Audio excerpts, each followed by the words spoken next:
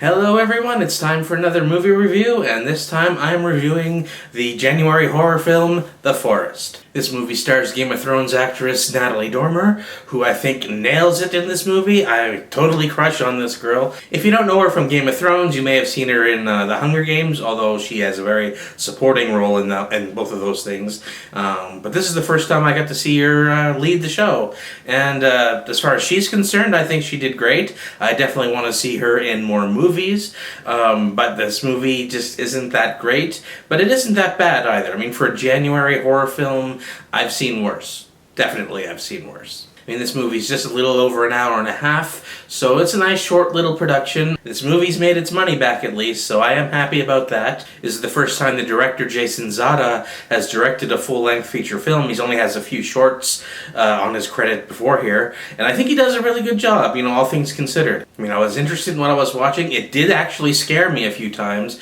and a lot of them were jump scare-ish, but they were still creepy. He really knows how to do the creepy images, even though some of them might have been a little bit cliche. I mean, for a first-time director releasing in January, it could have been a lot worse. I don't mind this movie that much at all. I mean, I think it's a little bit better than that other horror movie, The Boy, which I'll talk about in another video. The best thing about this movie is that it is based on an actual place on Mount Fuji in Japan. So many people on the internet were complaining about this movie being whitewashed, but I don't think that's a fair criticism, because white people do indeed visit Japan quite often.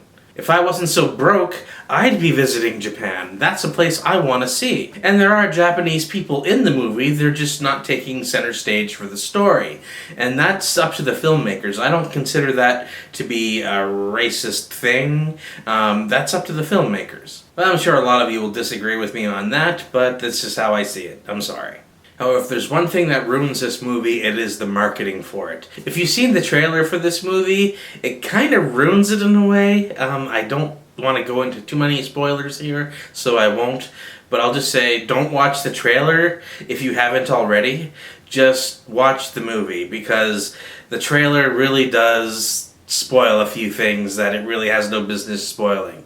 Me personally, I hate it when trailers show anything past the first half of the movie. When a trailer starts showing you shots from the final 10 minutes of the movie, that pisses me off. Give us a reason to go to the movie. If you show the ending in your trailer, you're not going to get people to go. And if your reason for showing that sort of stuff in your trailer is that, well, that's where all the cool stuff is, then you really need to revisit your movie and put some cool stuff in the first half of the movie as well. Otherwise, once again, you're just wasting the filmgoer's time.